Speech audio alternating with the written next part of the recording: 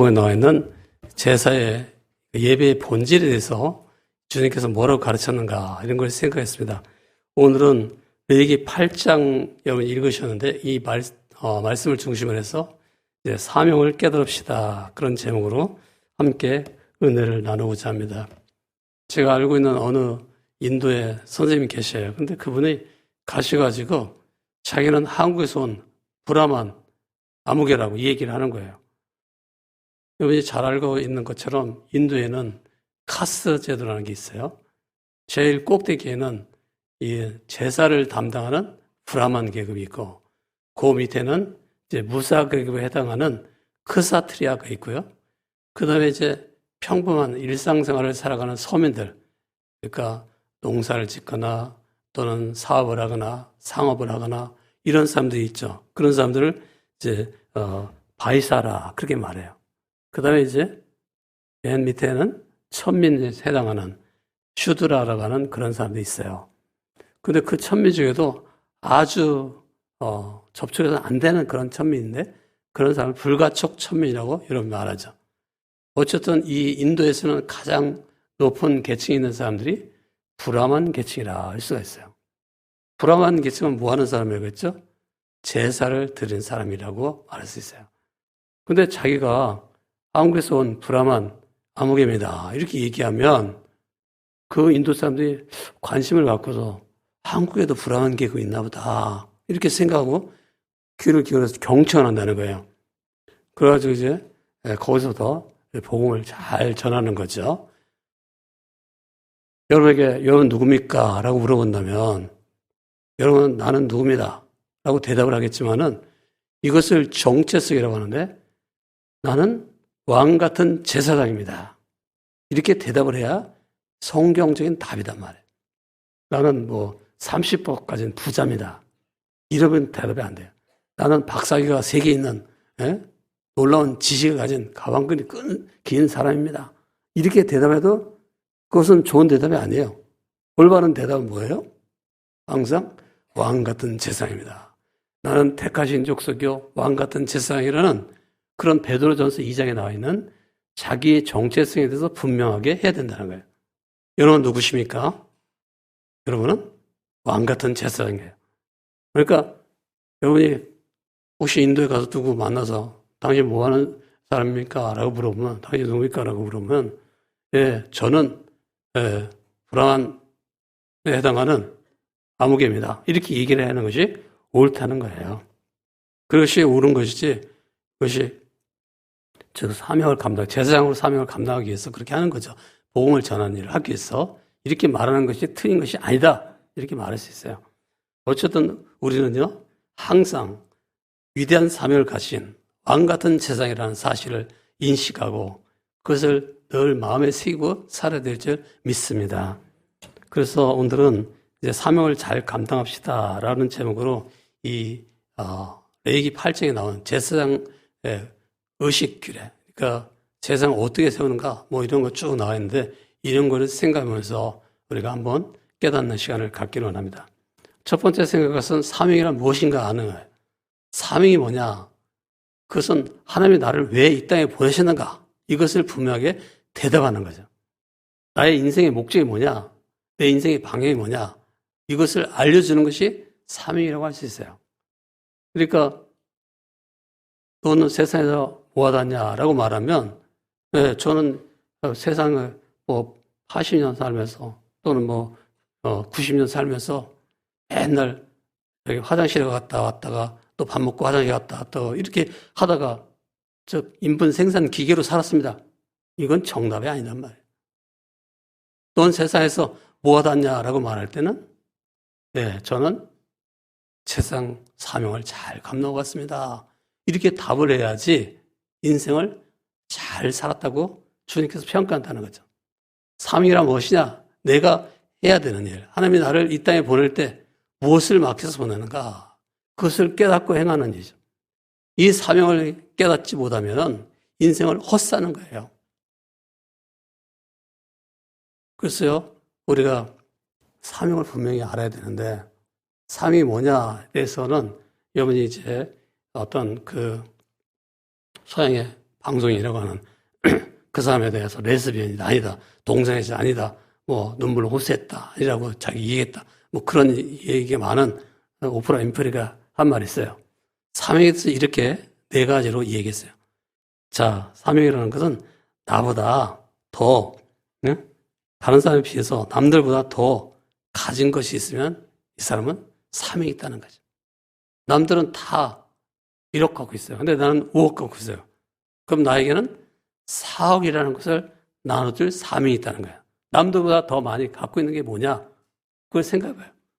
혹시 재물 말고 재능이 남들보다 많다. 아까 우리 김명숙 집사님이 찬양하는데 아주 그 목소리가 청하고 너무나 남들보다 뛰어난 목소리예요. 근데 이게 삶이단 말이에요. 여러분이 남들보다 더 가지고 있는 모든 것이 다 삶인 줄 알고 잘 감당하시길 바랍니다. 또 그분이 말하기를 아멘을 하면 안 돼. 그분이 말한 거니까 하나님 말씀만 안 하는 거지. 두 번째는 무엇이 삶인가? 라고 말할 때 남보다 아픈 상처가 있으면 그것이 삶이다. 한번 생각해 보세요. 내게 아픈 상처, 고통스러운 상처 감추고 싶은데 말하고 싶지 않은데 그 아픈 상처 있는 것이 삶이라는 거예요. 남달리 내가 참 남편에게 구박받고 시댁에서 구박받고 또는 무슨 남다르게 내가 병 들어가지고 고생하고 남들보다 말이에요. 아프다. 아픈 상처가 있다. 요즘은 오미크론 내가 걸려가지고 고생했다. 그 삶이 있는 거예요. 왜? 오미크론 걸린 사람 위로하는 삶이 있는 거죠. 그러니까 이건 다 삶이 있는 사람이에요. 사실은. 아픈 상처가 있으면 그게 다 삶이에요. 세 번째는 자기에게 남들보다 더 설레는 일이 있다면 그것이 사명이다. 뭐가 설레나요? 뭘 해야지 설레나요? 돈 버는 게 설렙니까? 그렇다면 돈 버는 사명이 있는 거예요. 뭐 청소하는 게 설레는 일인가요? 교회당에 가서 사람 만나는 게 아주 설레는 일인가요? 그렇다면 교회당에 갈 사명이 있는 거예요. 하여튼 여러분이 남들보다 더 설레는 일이 무엇인가 잘 살펴보세요. 그 다음에 마지막으로 남들보다 더 부담되는 일이 있다면 그게 사명이다. 부담스러운 일, 거룩한 부담이 있다. 나에게 뭐가 부담이 있다. 내 생각에 이게 좀 부담스럽다. 그러면 그게 삶이다. 그러니까 남과 비교해 볼 때 뭔가 좀 다른 사람보다 내가 좀 부담스러운 일 그런 게 있다면 다 삶이다. 인도 사람들 생각할 때 좀 부담스럽다. 그러면 다음에 인도를 받아서 인도까지 가는 거예요. 인디아라는 나라로 가는 거예요. 그러니까 거룩한 부담 이런 것이 다 삶이에요. 혹시 인디아 못 가면은 인디아에 가는 선교사님 도와주면 되는 거죠. 얼마큼 도와야 되는가? 내가 아까 얘기했잖아요. 내가 갖고 있는 것에 뭐 많이 못 드려도 조금이라도 좀 어떤 뭐라고 하나 그거 보고 이 십시일반이라고 하죠. 내가 있는 거 조금이라도 도와가지고 그 도와주는 거 그것이 바로 삶이다 그 말이에요. 저 아멘 좀 자주 했어요. 그래야지 제가 좀 물도 마시고 그래요. 사명이 무엇이라고요? 하나님께서 나를 세상에 보내신 목적, 하나님의 나를 세상을 살게 하신 일, 그것이 왜 살겠을까? 그 왜를 발견해야 돼요. 그 사명을 발견하기 전까지의 삶은 헛된 삶이 되는 거예요. 그가 사명을 깨닫는 날이 어떤 철학자는 그런 말을 해요. 사명을 깨닫는 날이 인생을 제대로 살게 되는 날에 출발이 된다. 그것이 바로 사명을 깨닫는 날부터 된다는 거죠. 옛날에 제가 맨날 유머로 쓰는 것이 피자 헛먹었네. 그런 말 많이 썼죠. 피자는 굉장히 피자 중에 비싼 피자인데 그 주변 모든 사람들이 약 올리려고 말해. 그 놀리기 위해서 헛먹었네. 피자 헛먹었네. 그런데 여러분 인생 헛살지 마세요. 사명 없이 살면 인생은 헛사는 거예요. 사명을 따라 살지 않으면 인생을 헛사는 거라고요. 그러니까 인생을 잘 살려면 어떻게 해야 돼요? 하나님께서 나를 보내신 목적을 성취해야 돼요. 그렇게 살 때 참으로 진정한 사명을 감당했다라고 말할 수 있어요. 오늘 말씀해 보면요, 그 레이 반제사를 따서 이제 레이 후손 중에서 아론과 아론의 아들들에게 세상의 옷을 입혀가지고 위임식을 하는 거예요. 그렇게 해가지고 그들에게 이제 앞으로 세상의 사명을 감당하라 하면서 그들에게 무슨 속죄제, 그러니까 그 순양을 잡아가지고 피를 흘리게 해가지고 그 피를 갖다가 오른쪽 귀풀이, 오른발, 오른손, 엄지손 끝에 뭐 이렇게 묻히기도 하고 뭐 이런 게 나와요. 이 속죄를, 그 죄를 다 용서한 다음에 그 다음에 이제 제물을 바친 것 중에 또 일부는 또 같이 나눠 먹어요. 그래서 속죄제면서 화목제를 드리게 하는 거예요. 또 그들에게는 그들 입는 옷에다 관유 같은 걸 발라줘요. 그 다음에 이제 성전 기명, 성전에 쓰는 어떤 물건에는 다 관유를 부어요. 관유가 뭔가? 관유라는 거는 제가 일부러 가져왔는데 저렇게 저렇게 생긴 건 아니고 성경에 나온 제조법대로 만든 거예요. 이스라엘에서 만든 관유예요. 근데 냄새가 좀 아주 은은하면서도 굉장히 좀 하여튼 그래요. 혹시 냄새 맡기 원하시면 와서 맡아보시고, 저거 한 10년 전 된 건데 10년 됐는데도 생각이 전혀 바뀌지 않아요. 냄새가 그대로예요. 관유. 저런 관유를 발라가지고 구별도 해주고 막 그렇게 하는 거예요. 우리가 제사장을 이렇게 유임식을 하면서 이렇게 옷에다가 관유도 바르고 또는 손발, 몸에다가는 피 뿌림에 그런 걸 바르고 이렇게 했는데요. 바로 이런 것은 바로 속죄제와 동시에 화목제와 번제 성격을 가진 것이다 할 수가 있어요. 우리는요, 이 거룩한 제사장의 직분을 세우는 것을 보면서 이 제사장을 왜 세웠는가? 바로 하나님과 사람 사이의 중보자 역할을 하라는 거예요. 제사장의 직분이라는 게 뭐냐? 바로 중보자 직분을 하는 거다. 사람들의 죄 문제를 다 해결해 주고 하나님께 나가서 백성들과 하나님 사이를 연합시키는 하라는 거예요. 근데 그런 일을 바로 우리가 해야 된단 말이에요. 제사장의 직분을 누가 하는 거예요? 우리가. 그래서 우리는 다 사명자다. 그렇게 말할 수 있어요. 여러분 모두가 다 사명자심을 깨닫시기를 주의 이름으로 축원합니다. 제사장은 이 본문을 쭉 읽어보면 이제 그들이 뭐 복식이 좀 독특하다라고 나오는데 첫째는 그들이 성결하겠다. 그 다음에 이제 화목에 친결했다. 말씀에 순종했다. 그림에 제사장 복식이 나오나요? 제사장 복식이 안 나오나요? 그림 한번 보여줄게요. 여기 보면 제사장이 머리에는 관을 쓰고 있죠. 여호와께 순결이라고 쓴 관을 쓰는 거예요. 그 다음에 이제 옷을 하나 입고 에봇이라고 하는 속옷을 입고 그 다음에 겉옷을 입고 있는데 그 겉옷에는 그 판결 흉패라는 게 붙어 있어요. 그 12지파를 상징하는 보석이 12가지가 붙어 있는 거예요. 그래가지고 주의 뜻이 어느 것입니까? 해가지고 이제 그 중에 하나를 딱 집어가지고 이번에 유다 지파가 올라가서 전쟁을 하는 것이 주의 뜻입니다. 이게 알려주는 거죠. 그런 판결 흉패가 붙어 있는데 자세한 것은 처음 가서 알아보시고 물어보셔요. 지금은 하여튼 그런 것이 제사장은 좀 독특하게 옷을 입었다. 근데 그들의 머리에는 반드시 관을 썼는데 거기에는 여호와께 선결이라고 써 있고요. 또 그 순양의 피를 갖다가 이렇게 엄지손, 엄지 발가락 또는 뭐 귀풀, 엄지 오른쪽 귀풀이 또 손과 발에 바르면서 성결을 하게 만들었다. 우리는 이렇게 보면서 이런 것을 보면서 제사장 된 사람은 반드시 성결해야 된다 말이에요. 직분을 잘 감당하기 위해서는 거룩함이 있어야 된다. 또 윤리적으로 볼 때도 탁월해야 돼. 깨끗해야 돼요. 그러니까 이제 만약에 제사장 쉽게 말해서 목사다 그러면 목사는 죽을 때까지 목사로 깨끗하게 살아야지 한 뭐 70평생 살 동안은 괜찮게 사는데 70세 되면 타락한 삶을 살다. 그러면 안 돼요. 하여튼 깨끗하게 해서 거룩해야 돼. 탁월한 윤리를 가져야 되는. 윤리를 지켜야 되는. 목회자는 목회자가 지켜야 될 윤리를 지켜야 돼. 여호와께의 성결, 온몸의 성결을 따라야 되고. 그 다음에 화목의 친교. 그들이 이제 속죄 제사를 드리지만 그 제물 일부를 갖다가 모세와 더불어서 그 아론과 아론의 아들들이 나눠 먹는 거예요. 이건 화목제의 성격이 같다는 거예요. 있다. 그래서 제사장들은 먼저 하나님과 화목해야 되지만 동시에 사람과도 화목해야 된다. 친밀한 그런 친교를 나누는 것을 말하는 거예요. 우리 성도가 말이에요. 세상에서 잘 사는 방법은 뭐예요? 거룩하게 살지만 화목하게 살아야 돼요.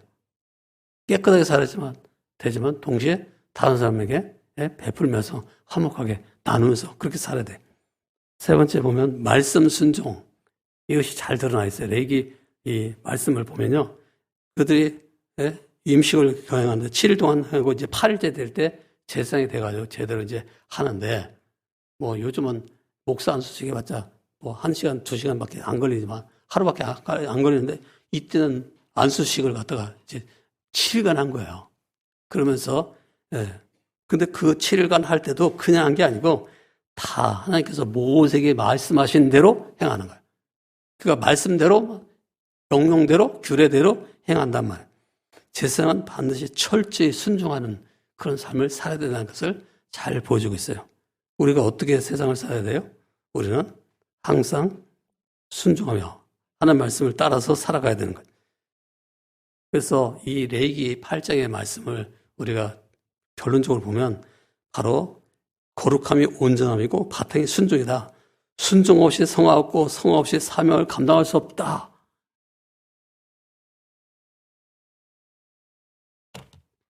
죄송합니다. 이 방송을 지금 보시고 있는 남미에 계신 또는 아프리카에 계신 또는 유럽에 계신 또는 중동에 계신 그런 분들에게 죄송합니다. 제가 환자가 되다 보니까 물을 안 마시면 중간에 설교를 할 수 없어가지고 제가 물을 마시니까 용서하고 잘 들으시기 바랍니다. 여러분, 성화 없이 뭐가 없다고요? 사명을 감당할 수 없단 말이에요. 사명이 있다면 거룩하게 성화, 거룩하게 살아야 된다. 여러분 모두 다 제사장입니다. 그렇다면 어떻게 해야 됩니까? 거룩하게 살아야 돼요. 항상 우리 모든 성도님들이 참으로 영적으로 볼 때 왕같은 제사장의 사명을 잘 감당하시기를 주의 이름으로 축원합니다. 그러면 이제 쭉 자세한 내용이 굉장히 많이 있는데 그걸 다 얘기하기 시간이 많이 가고요. 나름대로 거기 빛난을 많이 만들어놨으니까 여러분이 한번 적어보십시오. 두 번째, 왜 사명을 감당해야 되는가에 대해서 여러분이 3가지를 적으면 보통이고 한 10가지 적으면 상당히 뛰어난 거고요. 100가지 적으면 굉장히 뛰어난 거예요. 왜 사명을 감당해야 되나요? 빨리 적어요. 네? 한 100가지 적으면 굉장히 뛰어나다. 그런 이제 못 적는 사람들 위해서 제가 3가지 정도는 기본적으로 가르쳐 줄 거예요. 첫째, 왜 사명을 감당해야 되냐? 우리가 존재의 근원, 즉 사명의 근원이 하나님이시란 말이에요. 생명의 근원이 어디예요? 하나님이에요. 사람이 노력한다고 해서 사람이 태어난 게 아니고 하나님이 생명을 주셔서 이 땅에 보내야 돼요. 아론의 2 아들, 홈리와 비나스 만약에 있다고 하지만 그 사람들이 어떻게 태어났어요? 하나님이 생명을 주셔가지고 태어난 거예요. 아론과 모세 어떻게 태어났어요? 하나님이 생명을 줘서 태어난 거예요. 생명의 근원은 하나님이세요. 우리 사명의 근원은 하나님이세요. 그래서 항상 여기 말씀에 보면 여호와께서라고 시작해요. 바로 존재의 근원 대신 하나님이 말씀하시는 것으로 말하고 있어요. 우리는 다 바로 우리의 근원이 어딘지를 알아야 돼요. 우리의 근원은 아버지, 어머니의 그것 때문에 우리가 이 땅에 존재하는 게 아니에요. 우리는 어떻게 존재한다고요? 우리는 하나님이 이 땅에 보내셨기 때문에 존재하는 거예요. 아론은 모세의 형이죠. 그러나 레이자손이라는 형제가 아니지만 하나님이 이 땅에 존재하게 해서 살게 하셔가지고 존재하는 사람. 그래서 생명의 근원 되시는 그 하나님이 이 땅에 살게 해서 이 땅에 있다. 하나님이 나를 이 세상에 살겠다. 그러니 하나님을 예배하고 제사, 하나님께 영광을 돌리는 것이 마땅하다. 사명 감당하는 것이 마땅하다. 그렇게 생각하는 거죠. 여러분, 아버지의 정자, 어머니 난자가 만나가지고 생명체를 말이에요. 그래 가지고 태어났나요? 어머니가 뱃속에서 길러서 여러분 태어나나요? 아니요. 하나님이 여러분을 이 세상에 태어나게 하신 거예요. 1965년 몇월 며칠 날 하나님이 여러분을 이 땅에 태어나게 하신 거예요. 아무리 여러분이 노력해도 이 땅에 존재할 수가 없어요. 제가 그걸 어떻게 하냐면요. 저희 아들, 큰아들 내 보면 열심히 어떻게 노력하는지 몰라도 아직까지 손자가 없어요. 하나도 애를 못 낳아. 지금 우리 아들이 저 미국에서 아버지 왜 그런 말 하세요? 라고 하는데 아무리 사람이 노력한다고 해서 부정모율로 태어나는 게 아니에요. 하나님의 계획이 있어야 태어나는 거예요. 여러분은 그냥 존재하는 게 아니에요. 하나님이 뜻을 가지고 하나님의 계획을 가지고 여러분을 이 땅에 보내주셔서 여러분이 이 땅에 살게 된 거예요. 2022년도에 왜 여기 살게 됐나요? 3월 달에? 그것은 하나님 뜻이 있어서 살게 하신 거예요.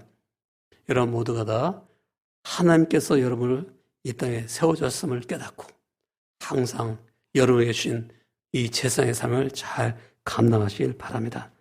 두 번째, 그들은 왜 사명을 감당해야 됐을까요? 세상에 거룩한 옷을 입혀줬단 말이에요. 네? 그들이 왜 제사장이 됐어요? 레이 아들, 아론과 아론의 아들들이 말이에요. 또 레이의 지파가 착한 일을 많이 해서 됐나요? 세상에 됐나요? 아니요. 아론의 아들들이 착한 일을 많이 했나요? 아론이 착한 일을 많이 했나요? 여러분, 그 출애굽기에 보면 아론 나쁜 짓도 많이 하는 사람이에요. 그래도 착한 일 한 게 아니라, 금송아지 만들어내는 일을 하는 사람이에요. 그 착한 일을 해서 그 제사장이 되는 게 아니에요. 즉, 우리가 하나님을 섬기는 그런 왕 같은 제사장의 신분을 받은 것은 우리의 선행이나 우리 자신의 어떤 의로운 삶이 있어가지고 그것을 근거로 해서 세워주는 게 아니고 순전히 하나님의 은혜로 세워진단 말이에요. 하나님이 은혜로 우리에게 입혀준 거예요. 그 은혜의 옷이 바로 예수 그리스도의 십자가의 보혈의 피를 우리에게 뿌려가지고 예수님의 피뿌림이 있어가지고 우리가 다 새로운 피조물이 된 거예요. 이제는 누구든지 다 하나님께 예배할 수 있는 예배자가 된 거예요. 제사장이 된 거예요.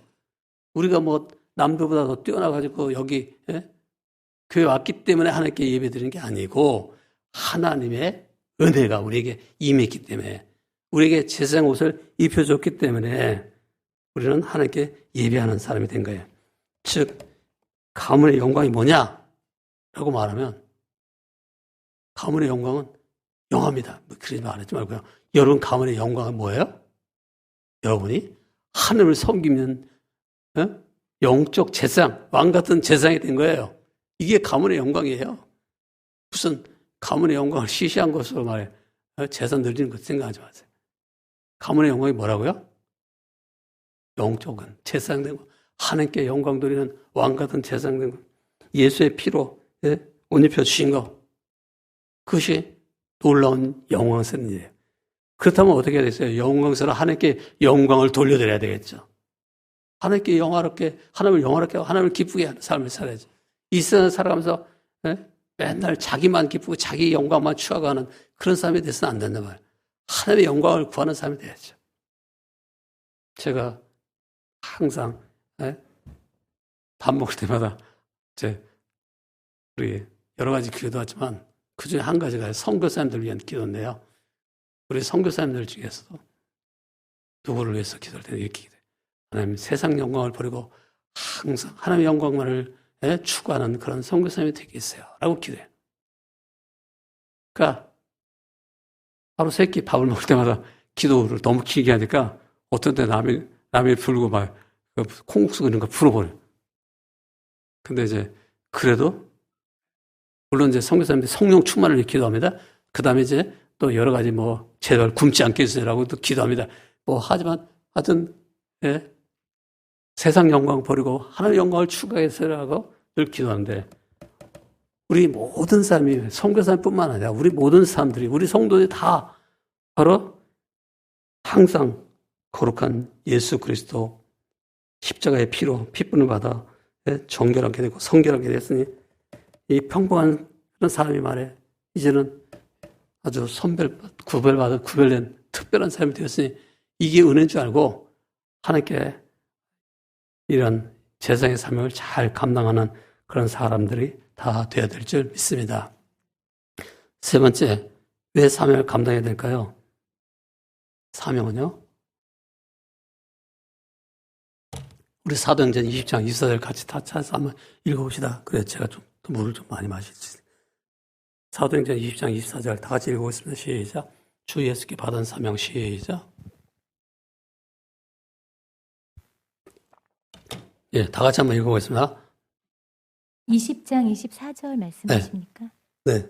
내가 달려갈 길과 주 예수께 받은 사명 곧 하나님의 은혜의 복음을 증언하는 일을 마치려 하면은 나의 생명조차 조금도 귀한 것으로 여기지 아니하노라. 아멘.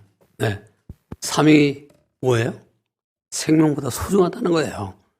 달려갈 길과 주 예수께 받은 사명 곧 은혜의 복음을 증거하는 일을 마치려 하면은 나의 생명을 조금 더 귀한 것을 여기지 아니하노라. 참 얼마나 귀한 말씀입니까? 왜 사명을 감당해야 된다고요? 우리 생명보다 더 귀하기 때문에. 저는 요즘 어제부터요 비문 현상이 일어나기 시작했어요. 비문 현상이 뭔지 아세요? 아직 모르는 거니까 다 젊으시네. 저보다 다 젊으신 것 같아요. 비문 현상이라는 것은 안구의 노화 현상인데 이거는 고칠 수 없는 현상이래요. 네? 그래가지고 이 눈에 어떤 벌레 같은 게 쉽게 말하면 이제 팔이나 무슨 지렁이 같은 게 보이는 거예요. 한쪽에 보이기 시작해요. 그래가지고 이놈을 파리가 나타나냐고 잡아요. 근데 잡아보니까 없어. 제 아주 친구된 친한 친구가 야 자기는 파리가 왔다 갔다 해 막 그래. 나보다 4살밖에 더 안 먹었는데 파리가 왔다 갔다 한다고 그래서 무슨 파리가 왔다 갔다 하냐고 그랬더니 오늘 어저께부터 제가 나타난 거예요. 그래서 그 말씀을 보고 그분을 보고서 제가 그 현상을 보고서 이제 오늘도 새벽에 기도할 때 주님 주께서 제 눈에 은혜를 베풀어 주시고 사명을 감당함에 있어서는 아무 지장이 없게 해주시옵소서 이렇게 기도했어요. 모세가 얼마나 부러운지 몰라. 모세가 120살에까지 사명을 감당했는데 그때까지 눈이 흐리지 않았다는 거예요. 즉 오늘날로 현대적인 의학적으로 표현하면 그는 백내장이나 녹내장이 없었고 황반변성이 없었다.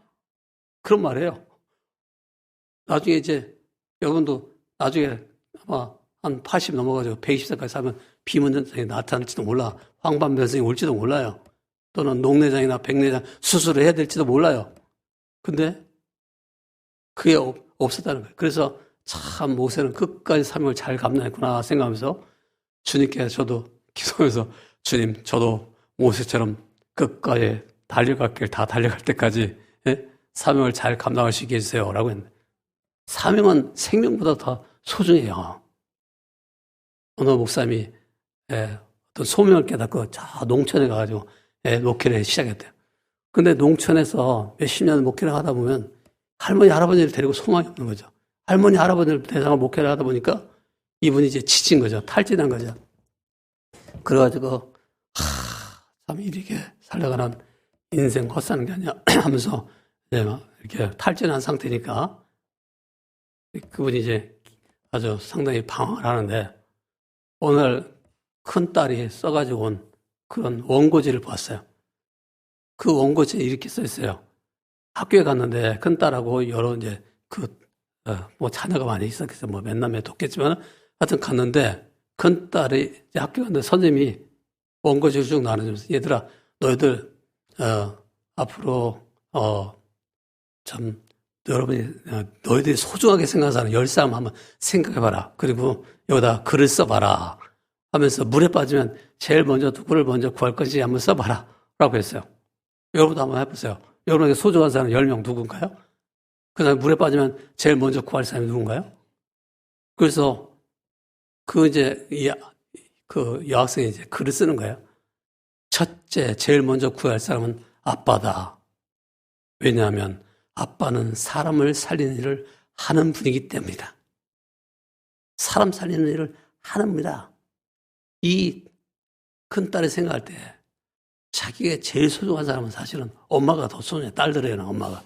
엄마라고 쓰지도 않고 자기가 정말 애지중지하고 키우고 있는 동생들을 쓰지 않고 아빠라고 썼는데 그 이유는 왜냐하면 아빠는 사람을 살리기 때문이다. 그래서 썼다는 거예요. 그래서 이분이 시골교회 목사님이 깜짝 머리에 한 대 맞는 것 같아. 그때 정신, 내가 사람 살리는 일을 하는 귀한 사람이지. 내게 삶이 있지. 사람 살리는 삶이 있지. 그 열심히 그때부터는 복음을 전해가지고 사람 살리는 일에 더 흉실했다는 그런 일이 있어요. 예화예요. 여러분, 사람 살리는 굉장히 소중해요.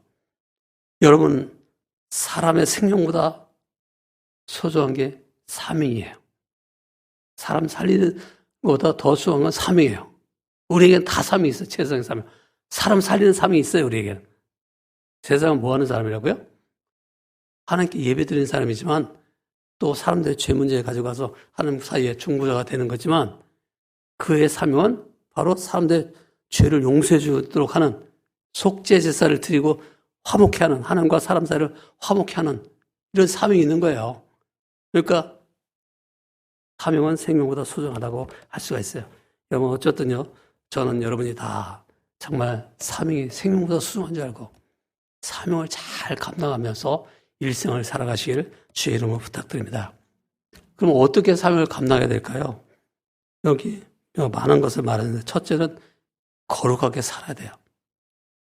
아까도 그 제사의 옷에 여기 모자 2권 쓴다고 그랬는데 2권에 항상 이마에 흉패를 붙이다 여호와께 성결이라고 써있어요. 여호와께 성결. 하나님께는 성결해야 된다. 거룩하게 살아야 된다. 왜 한국교회는 세상 사람들에게 자꾸 욕을 먹나요? 우리가 성결하게 안 살아서 그래요. 거룩하게 안 살아서 그래요. 세상 사람들은 왜 한국교회를 왜 기독교라고 안 하고 말해요? 이상한 말로 부르냐고요. 그것은요, 우리가 거룩하게 안 살고 대충 세상 사람과 똑같이 살기 때문에 그런 거예요. 그래서 세상 사람들은 우리 기독교인들에게 제발 너희들은 깨끗하게 살아라. 더럽게 사는 건 나한 사람은 족하다. 우리 세상 사람들이 다 물질적 가치관을 따라가도 너희들은 그런 물질의 가치관, 세상 가치관 따라가지 말고 좀 거룩하게 살아다오. 그래서 비난하는 거예요. 그러니까 여러분, 세상에서도 거룩하게 살면 다 빛이요, 소금이 돼요. 소금이 맛을 잃으면 길에 버려져서 사람들이 지나면 밟아버린다고. 우리가 지금 버려진 거야. 그래가지고 사람들 다니면서 지금 밟고 있는 거예요. 똑같아. 지금이야말로 거룩하게 살아야 돼. 우리 성도님들이 사명을 감당하기 위해서는 거룩하게 살아야 된다는 걸 아시고 항상 깨끗하고 거룩하게 살아가시기 바랍니다. 세상에 타락하면 안 돼요. 깨끗하게 끝까지 죽을 때까지 거룩하게 살아요. 두 번째, 제사는 그 속죄제 된 것을 제물을 갖다가 화목제처럼 나눠서 같이 먹어요. 그러니까 나누고 베풀로 즉 사랑하며 살아야 된다 그 소리죠. 우리는 어떻게 사명을 감당하는가라고 할 때 사랑을 함으로써 사명을 감당하는 거예요. 섬기고 나누고 베풀고 이렇게 함으로써 우리가 사명을 감당하는 것이지 그냥 뭐 내 거 움켜쥐고 말 내 통장에 잔뜩 쌓아놓고 이런 거 사명 감당 안 돼. 사명을 감당하려면 사랑을 실천해야 돼. 사랑을 실천할 때 사명이 감당될 줄 믿습니다. 세 번째, 어떻게 사명을 감당해야 될까요? 순종해야 됩니다. 말씀을 순종해야 돼. 여기 레위기 말씀 보면요, 여러 번 나오죠. 항상 그 모세에게 말씀하신 대로 여호와께서 모세에게 말씀하신 다 행하였더라, 다 주행하였더라 이런 식으로 끝나잖아요. 우리는 항상 하나님 말씀을 기준으로 해가지고 살아가야 돼. 말씀을 순종하며 살아야 돼. 여러분, 저기 독일의 옛날의 얘기죠. 11세기에 독일의 하인리 3세라고 하는 황제가 살았다고 그래요. 오늘 이분이 교회 가서 큰 감동을 받았네. 그리고 감동을 받았냐면, 이제 달리 살아야 되면 새로운 세상을 그래서 수도사가 돼야 되겠다 생각한 거예요. 그래서 수도원에 찾아갔어요. 수도원 원장을 만났어요. 저는 수도사가 되려고 합니다. 이제 황제 그만두고 수도사가 되렵니다. 그러니까 이제 그 수도원장님께서 뭐라고 말씀하냐면, 하인이, 황제님, 이 수도원에 들어오려면 규칙을 제대로 지켜요. 수도원에서는요, 규칙 못 지키는 사람 받아줄 수 없는데요, 수도원의 규칙을 잘 지켜야 됩니다. 제가 절대 복종해야 되죠. 절대 순종하겠습니다. 수도원에 들어오면 반드시 윗사람의 말을 순종해야 됩니다. 절대 복종해야 됩니다. 네, 알겠습니다. 제가 절대 복종해야 됩니다. 저는 절대 복종을 하겠다고 하는 이 하인이 3세가 순종 많았어요. 순종이 이렇게 말했어요. 자, 그러면 이제부터 제가 명령을 내리겠습니다. 복종할 명령을 내리겠습니다. 이제 당장 돌아가서 황제로서 나라를 잘 통치하십시오. 수도에 오지 마시오. 그렇게 명령을 내렸다. 그래가지고 이 하인이 3세는 집에 가서 저 황제로서 나라를 통치하는 일을 열심히 했대요.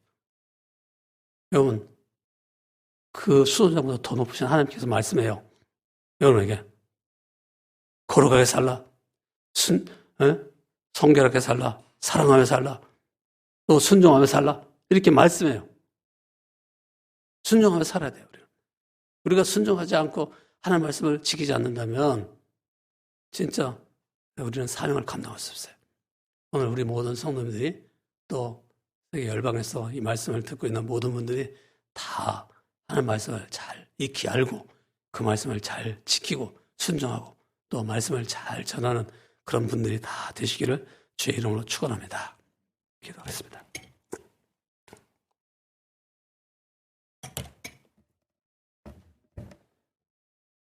하나님 아버지, 이 시간에도 저희를 주 앞에 부르시고 주의 말씀을 깨닫게 해주시니 감사합니다. 깨달은 말씀대로 우리가 실천하고 순종할 수 있게 주시옵소서. 예수님의 이름으로 기도드립니다. 아멘. 지금은 우리 주 예수 그리스도의 은혜와 하나님 아버지의 영원하신 사랑과 성령의 교통하심과 인도하심과 충만하신 역사가 오늘 주 앞에 산부예배 참석해서 예배드리는 모든 성도들과 저들의 가족들과 저들의 하는 모든 일들 위해 또 우리 환우들 위해 또 우리 흩어져 지금 예배 신앙 중계를 보고 있는 우리 성도들 위해 또 선교사들과 주의 종들과 동역자들 위해 열방의 백성들 위해 지금부터 영원까지 함께 계시기를 간절히 축원합니다. 아멘.